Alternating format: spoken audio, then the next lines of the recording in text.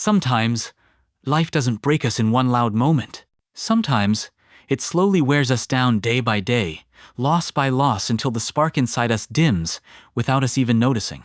This is the story of a man named Ayaan, who discovered that the smallest spark of positive thinking can ignite a fire big enough to change an entire life. For many years, Ayaan believed he was destined for something greater. In his early 20s, he was full of ambition, courage, and ideas. He dreamed of owning a successful business, traveling to new countries, and helping his family live a comfortable life. And for a short time, it seemed like those dreams were within reach. He started a small printing business with money he had saved through years of hard work. The first year was full of promise. Customers kept coming. The revenue grew, and Ayaan's confidence soared. But life has a way of testing even the strongest spirits. A sudden financial crisis swept through the country, hitting small businesses the hardest. Material prices surged, customers vanished, and every month became a struggle for survival. Ayaan fought desperately to keep his business alive. He poured in everything he had: his time, his savings, his energy, and ultimately, even his health. But the collapse came anyway. One morning, he arrived at his shop to find a legal notice taped to the door. He had missed too many payments. The landlord wanted the space vacated. In that moment, Ayaan felt something break inside him. Over the next months, the consequences unfolded mercilessly. His friends drifted away, calling less and less. Some judged him. Others simply didn't know how to deal with someone who was sinking. His family tried to help emotionally, but financial support was impossible. The burden grew heavier, and Ayaan found himself withdrawing from everyone who still cared. He spiraled into a quiet darkness.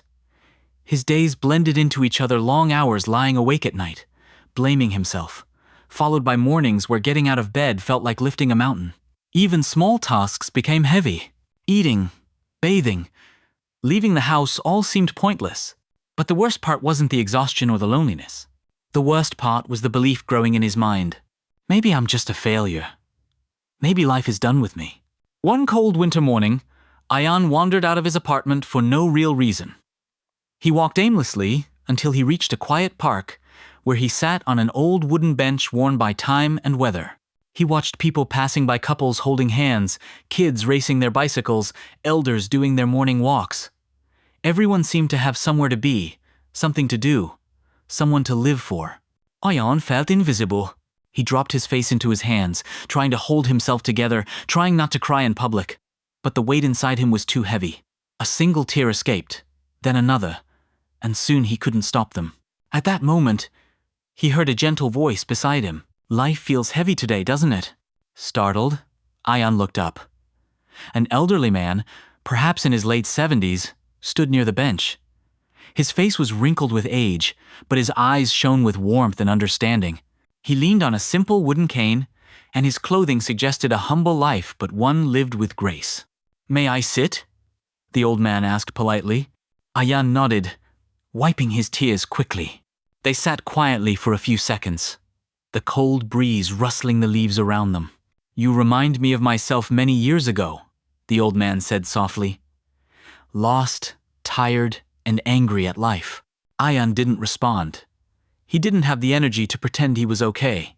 The old man continued, "Tell me, when was the last time you said something kind to yourself?" Ayaan frowned. No one had ever asked him that. Kind to himself? The idea felt foreign. I don't know. Maybe never." The old man nodded, as if he had expected the answer. "Your mind is like a garden, son," he said gently. "If you don't plant flowers, weeds will grow. And weeds grow fast." For the first time in months, Ayaan felt something inside him stir, a strange blend of curiosity and hope. He didn't understand why this stranger cared, but his voice felt like medicine. The old man slowly pulled out a small folded note from his pocket and placed it in Ayaan's hand. "Open this when your heart is ready," he said, then stood up with effort and began walking away. Ayaan watched him disappear through the trees. After a few minutes, he opened the note.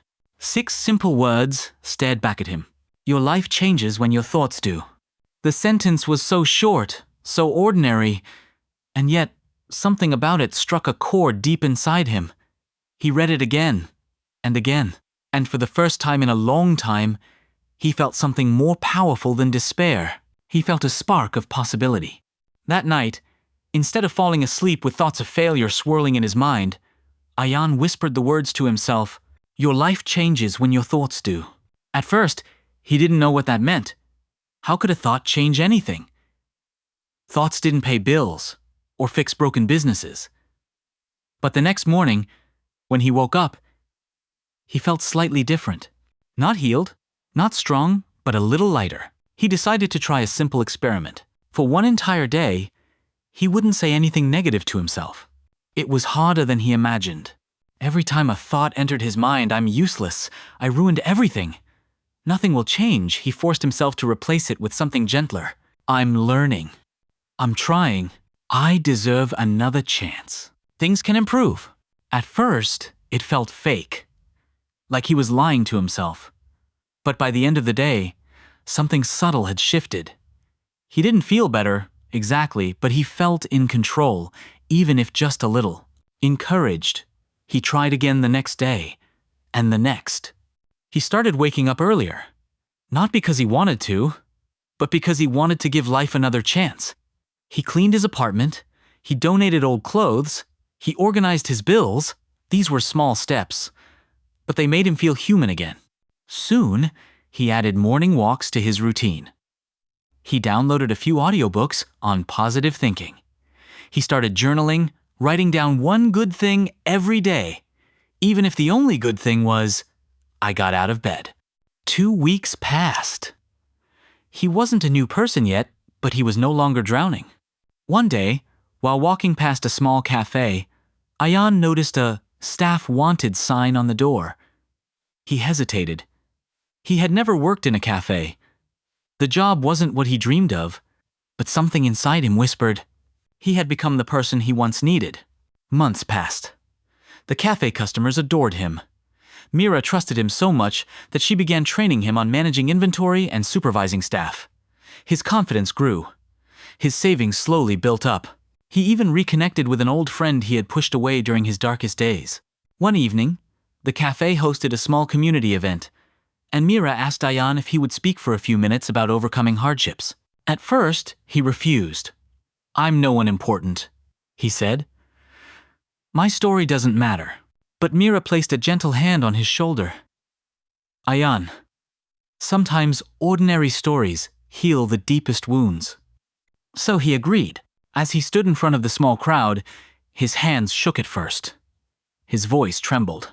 But then, he began telling his story from his business failure to that day on the park bench, to the note that changed everything. The audience listened with stillness. Some nodded, some wiped tears, some stared, as if hearing their own struggles reflected in his words. When he finished, the room erupted in gentle applause. After the event, a businessman approached him. "I'm opening a new cafe branch next month," he said, "and I need someone strong, someone who understands people, someone who knows what it means to rise after falling. I want you to manage it." Ayaan's breath caught in his throat, not because of the offer, but because it felt like life was finally rewarding him for choosing hope when he had nothing else left. That night, Ayaan walked home with a full heart. But instead of going straight to his apartment, he took a detour to the old park. There, on the same weather-beaten bench, sat the elderly man. Ayaan hurried toward him. "Sir, I've been looking for you for months." The old man smiled as if he had been expecting him.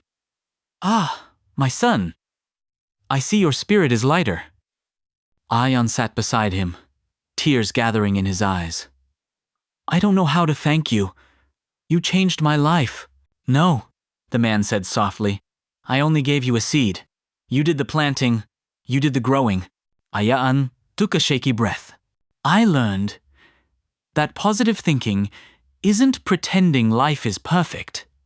It's believing you have the strength to face the imperfect. It's choosing hope even when everything around you is dark." The old man's eyes glimmered with pride. "Then you have learned the greatest lesson of all." Ayaan blinked, and in that brief moment, the man stood up, tapping his cane gently. "My work here is done," he whispered. Before Ayaan could reply, the old man walked away into the misty evening, disappearing between the trees just as mysteriously as he had appeared months before. Ayaan looked down at the note in his wallet, the note he now carried every day. "Your life changes when your thoughts do." And for the rest of his life, he lived by those words. He shared them with friends, with customers, with strangers who seemed lost. He whispered them to himself on hard days and celebrated them on good days, because he had learned the greatest truth. Positive thinking doesn't magically fix everything, but it gives you the strength to fix what you can. And sometimes, that strength is all you need to change your life completely. Moral of the story: your thoughts are seeds. Plant the good ones, nurture them daily, and they will grow into a life more beautiful than you imagined. Change your thoughts, and your whole world will begin to change with them.